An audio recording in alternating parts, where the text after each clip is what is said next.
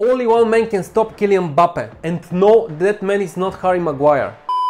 As any of you would have thought, despite the titanic performances of the legendary Manchester United figure. According to Rio Ferdinand, another United legend, that man is Kyle Walker. The match between England and France will be historic for a number of reasons, but most of all it pits two great footballing nations against each other. The great strength of the current world champion is the attack, and that is without the winner of the Ballon d'Or, Benzema. The pure diamond of English football, Jude Bellingham, will lead the English midfield. The star Harry Kane will continue with his playmaker role, as he is definitely not the man with the goals for England at this tournament. In the face of England and France, we have two teams that have many strengths and few weaknesses. The question is which of the two will make sure they take advantage of the few weaknesses of the opponent. Personally, for me, if England can really stop Mbappe, and it can stop the whole effectiveness of France's attack, because the actions of the PSG striker benefit both Giroud and Griezmann. We commented at the start of the tournament that if there were any problems to be found with France, it would possibly be in the midfield, mostly because of the lack of Kante and Pogba. I think this is an area where England could prevail. I'm not a fan of Southgate because I don't think he's getting the most out of this generation of the Three Lions, and consequently I don't expect England to become world champions, but personally, since we're watching football, I haven't seen a stronger England side as a team, not as individuals. I expect this to be England's great triumph at this World Cup, namely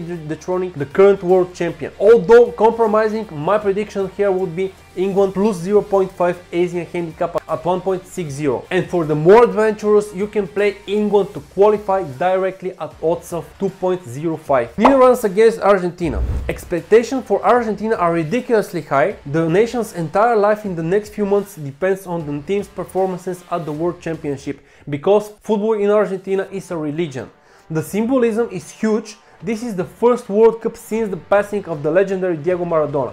Besides, now it seems the whole team is up against the wall to win this World Cup because of Lionel Messi. In the deciding matches, this over emotion could play them a bad joke. Holland, with a very characteristic style of play, which is executed perfectly by Van Gaal's boys. With Holland, there is a great confidence in what they do, and that is where their strength lies. They were knocked out by Argentina in 2014 in the semi-final, and now they have to bounce back. If Argentina's play goes their way, the Netherlands may not stop them. However, in the opposite scenario, the Tulips have a great chance. Based on what I have seen, I will bet on the Netherlands. In this case, for me, the odds are 50-50, and that's why I'm backing the Netherlands, because I see value in the odds. I'm confident that Van Gaal knows how to handle Argentina's strong weapons, at least in the regular time. In this case, the prediction is not for the Netherlands to qualify, but for the Netherlands or a draw in the regular time at odds of 1.70. Morocco-Portugal. I told you that there will be at least one big surprise in the round of 16, and I managed to guess which one it would be. Morocco versus Spain, and the match was played exactly as expected.